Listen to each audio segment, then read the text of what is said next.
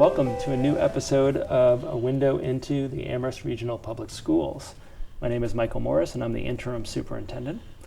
Today we'll be fortunate to meet with two educators who are new to our district. We have Waleska Santiago, who is the librarian at Crocker Farm, and Allison Estes-Browne, who will be a fifth grade teacher at Wildwood School. So welcome to both of you and thank you for coming on our show. Thank you. Thank you. And I'll start with you, Allison. Could you tell us a bit about yourself and what interested you in becoming an educator and working with children as your career? Well, I was a programmer for my first career for a few years, and then I was assigned to working with Georgia Public Schools down in Atlanta, and I got a chance to travel the whole state and visit all these different schools and meet with the administration to set them up with a new computer system. And I found that every single time I got to enter a new school, I just loved the smell, I loved meeting the people, seeing the children, and as a part of other projects when I had to do the actual programming, I was in an office building working in a cubicle with a very small team, very small numbers of people, and I knew that I was not in the right setting. Yeah. So I decided to stop that and go back to school to get my teacher's credential and try to be a part of an environment that I felt more of a hope. And it was, being in education is such a proactive space. Yeah. You don't feel like you're trying to let the problem happen and then you're trying to do something about it. You're trying to do something that will help create better solutions, better futures, and I just really believe in that. And so I've been dedicated to it for the past 17 years. Wow. Great. Thank you. Waleska, a similar question. Tell us a bit about yourself and what interested you in a career working with young people. Well, I was born in Puerto Rico. I came here in 1989, and I started my college career at the age of 30. I went to Springfield Technical Community College and then Mount Holyoke and then Harvard. And what interested me becoming a educator is my personal and professional commitment for the preservation and transmitting of knowledge. For me, that's very vital. And for me, the education of children is the best way to move closer to the world in which we would like to live in. And also by promoting in the schools like tolerance, understandings, and also breaking the cycle of poverty. Yeah. Thank you. Absolutely. Lots of similarities in terms of what your passions are and where they lie in education. Waleska, can you tell us a bit about what attracted you to come to work at Crocker Farm and the Amherst Public Schools? Crocker Farm is a warm place in my heart because that's a school I worked at for quite some time, and it's a wonderful institution. But from your vantage point, what attracted you there? Yes, my perception of the Amherst Public Schools provide an environment that nurtures new ideas and concepts, and also making the district a fertile place for innovation. So this is something that attracts me the most because it's open space for creating new curriculum, creating new things, engaging in different ways, and how we as an educator also reach out to the 5 college area as well, because that will bring also resources to the school. So for me, coming to this area, it's really amazing place to work.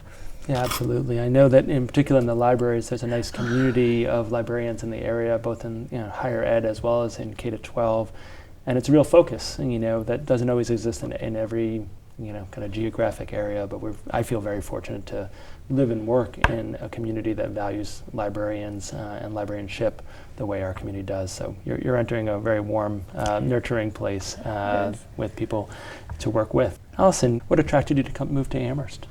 Well, I've been in New Hampshire for the past 15 years in a very small town in the middle of the state, and I was ready to move out into different directions. And I was just telling one of the people who I met earlier, his name is Tim, he was sitting in this seat with you, and I told him how I met him. He may have not remembered, but at a conference last year. Oh, wow. And I was mentioning that I was thinking of moving to the Pioneer Valley area, and he told me, look into Amherst schools.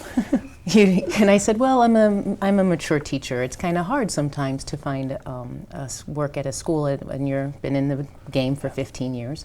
He said, Amherst does not shy away from mature educators. And so when I started to look around, I happened to be really taken by the diversity of Amherst schools, and I saw a real commitment for my children to be in school here. And so when we were visiting Wildwood Elementary, I got that same feeling of just walking through a school with smiling faces, and you saw people who felt content in being a space of action, and that's unique. And it was incredibly diverse. When you come from a space that is so homogeneous, it was just, I was so excited for him to be in that space. And then fortunately, Wildwood had an opening. That's right. And I took advantage of it. And I'm very excited that it all just seemed to line up in that way, because it satisfied a lot of things that I was looking for myself personally. But in terms of me being able to help the communities that I had initially had wanted to commit myself to, I feel like I can get back to that, and I'm very excited. Great. Well, we're very excited on both of you. I should say that both of you were hired in very competitive hiring processes with numerous applicants. So, you know, the fact that you were part of our district, you shined in your interview, and you showed not just the principal, but the interview teams, including teachers and community members, the strong values you have that are consistent with our focus on diversity and equity. So thank you both. Staying with you, Allison, can you describe a little bit about your role this year and some of your goals, given your role and your work with students this upcoming year? Well, I have traditionally been a special education teacher, so this will be my first time as a classroom teacher in 15 years. And I'm very excited because as a special education teacher, I was working with 9 different teachers in grades 3 through 5, helping with curriculum, modifications, things like that. This will give me a chance to put all those suggestions to work in a more real way. Yeah. And I'm really excited about it because classroom teaching is where I started, and that's where I feel you have the most opportunity to create experiences that children just can be shifted by. And so I'm really excited about creating a space to develop independent critical thinking. Independence is such an important thing at that age group, fifth grade, and trying to help them learn how to manage time, trying to help them have a vision for what their goals are that are reachable, and then having a connection to the things that are going to help them feel connected to their community, to their family, and to their classroom. So I believe very strongly in the power of activism, finding out what the children are excited about, how do we connect that to how we can bring that into projects. I have done a lot with STEM, science, technology, engineering, and math, and I really get excited about creating those types of projects. And so in the past few years, I've been more connected with arts, trying to develop my ability with integrating arts into the experiences. And I have to say, I love how arts is just so inclusive. And it just kind of hits all these different areas and creates a space where everybody feels they have a role and a way to feel like they can express themselves and feel important. So I've been really moved by how, I was a programmer before, right. So I wasn't in that art space. But one of my sons is going to be a theater major, and in watching him come up through public schools, I've become more aware of how important theater and visual arts and performing arts and musical arts are, just how it really helps to connect to the people's soul and help them feel a purpose. So I'm excited about all those things. Absolutely. And I think, you know, just to share, I think the focus on the arts, and I'll describe that a little bit in a second, is really emblematic of a value in our district. I think we're going on our 4th year of what we call the Amherst Elementary Arts Initiative.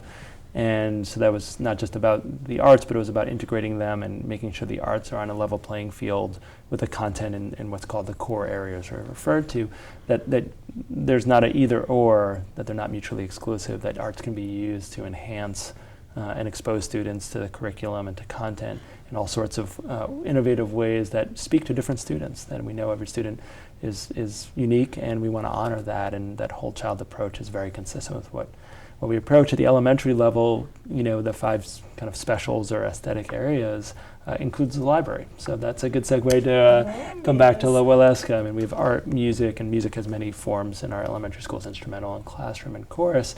But also we have library, technology, you know, and literally art. So we really cover the different domains around STEAM. We often, you know, the STEM word you used before acronym, we include the art in our approach that way. So turning to Waleska, can you describe a little bit about your role and your goals for the year?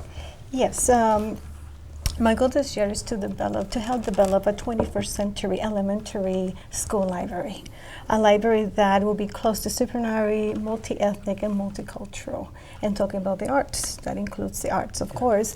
And a library that also opens a space for multi-voices within the culture of children. I believe in the culture of children, and they have the power to say and to experience. And that's why I'm going to be there to nurture and to help to foster that ideas and way of thinking, because they're children and they perceive the world in different ways.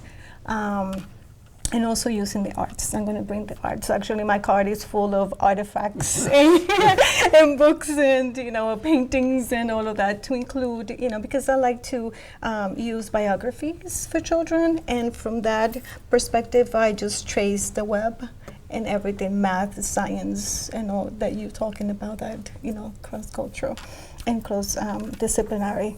If I could stay with you and ask a follow-up, Waleska, in your past experience as a librarian in different communities, how have you seen kind of diverse students, experience the library? And you spoke about multiculturalism being a goal for the library, and you're first time in our district, but you're not a first-time librarian. Yes. Can you speak a little bit about how your work has really contributed to a diverse group of students, how they view the library and what they Yes, get out of it? I want all the students to see themselves in the library. How I accomplish that, I celebrate every month. I decided to do a culture every month. And how you celebrate that, you increase the exposure to them in different ways. And then, for example, I did the Native American. So we bring arts in, we bring music, we bring some lectures too, because we bring people from the community. This is something that I want to bring to the library. I want to create a library that is like a cultural center. Yeah. Not only we have the books, but we're also going to bring the community. We're going to bring speakers, we're going to bring the arts, we're going to bring other people. And the artifacts too, because also living here in the Five-Color area, we have the museums. So our library will have the content, but the artifacts will be around us. For example, I want to make a lesson about Mexican muralists, and the Mead Museum has artifacts, and then the Smith College Museum also will have. So we can create, or they come into us, or we go into them. So how we connect both. And that's something that I want to create in the library. And also, I want the library to be the center of the school. I know this is ambitious, but I want the library to be the center. So I want also the teachers and the staff and the students feel welcome. Yeah. This is a space that is safe. You can express, you can be, you can do, and it's a safe environment. This is my goal. Yeah. Thank you for expanding on that. That concept that was very helpful for the community here, your vision for the library, because it is, I think in elementary schools, it has to be a central space in the school. I think at Crocker Farm, it's a beautiful space geographically. It's not quite in the center, but I know you're speaking more metaphorically that you want it to be the center of the school, and I think that's very appropriate given what our focus is at the elementary level, so thank you. Staying with you, Waleska, thinking back to your own experience as a student, were there particular educator or teachers at any level who had a significant impact on you, and what did you take from them now that you're in your own role working with young people? Okay, I have to say thank you to all my teachers because we take a little bit of everyone because it's a long process. That's right. But one that stands for me is Professor David Carrasco from Harvard. He taught a course called Montezuma, Mexico. And the emotions, the feelings, and the enthusiasm that he brought every lecture was outstanding. And actually, it was really contagious. And then the auditorium, the whole auditorium, every lecture, at the end of every lecture, we gave him a standing ovation. It was impressive, everybody applauded, and it was like a couple minutes, but every lecture, and we cannot wait to see him the next week. What I bring from that is you have to be truthful with what you do. You have to you have to be involved in what you do. That becomes your second nature. And when you bring that, doesn't matter what you teach, you're going to grasp the people, you're going to have them with you, and then they support you. And that's what I feel when this professor was teaching. No matter what, the lecture is like 2 hours, and we stand there, we stay there for 2 hours, and then, it was impressive. Great. Thank you for sharing that. Sounds like a good class to be Oh, in. it was an amazing class. And Allison, similarly, are there a teacher or teachers that you remember in your own experience as a student, and what do you bring with that to your students now that you're on the other side of the coin? Yeah, it's funny because my 5th grade teacher, Mrs. Trencher, she was one of those teachers who shifted people. And she was this was a long time ago, and she had us keep little notebooks to keep track of our assignments. She had us taking notes, which in 5th grade, that was the first time anybody had ever done that. And I remember coming out of that classroom feeling like I was really well prepared for the next year, for the next experience. And so that idea of making the process of becoming a mindful learner transparent, I think is just vital for children at that age. And then also from the teachers that we've been working on for, I know this is important and everybody will say it, but how do you bring engagement to every single experience? Like if your test can be engaging, how is that possible? How do you make an engaging test? That's something that I've seen, a number of teachers in my career who've done that well. Not just present a good lesson, but how do you make each process, each piece of that process engaging? So that's something that I take with me into my hopes and dreams for this year. Fantastic. The final question for both of you, and I'll start with Allison again. Is there anything else you'd like to share with the local community? Fortunately, thank you to Amherst Media. They'll put this on Channel 15 in Amherst, and people do really enjoy watching and meeting the educators in our community. Anything else you'd like to share about yourself? I'm going to be living in the Amherst area, and I strongly encourage people to say hi. I'm going to go by Mrs. Brown. Mrs. Estes. That's what I'm going to go by here.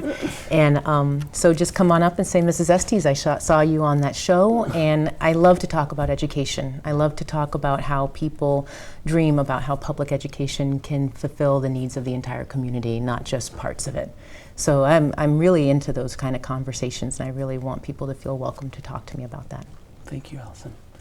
Yes, and for me, I want to make myself available at any time, and my library will be open for any suggestions or any visit. And I want to make sure that people come and see what the kind of curriculum that we develop and how they can support it, and also how I can support the community too. I'm not going to live in Amherst yet, but that's something I look forward. But I want the community to feel that I'm part of the community, that I will be here, and then I will be supporting all the students, because now become my students. Thank both of you for coming in and doing this video. Just one thing that I'm leaving the interview with is just a sense of excitement and energy about the ideas that both of you are bringing from your prior experiences, both your life experiences, but also your experiences as educators in different communities. The ideas and the training and the experience that you bring won't just benefit the students, in your case, all the students at Crocker Farm, and in your case, more the students in your 5th grade classroom, but it's going to support our colleagues in all of our schools to move the work forward. So I appreciate you coming to our district to join us, and also to promote new ideas, new thinking, and kind of the further evolution of our work here in the Amherst Public Schools. I want to also thank the viewers. Thank you for your interest in the Amherst Public Schools and for meeting 2 of our excellent new teachers. And we hope to catch you again at our next showing of A Window in Our District, A Window into the Amherst Regional Public Schools. Thank you very much.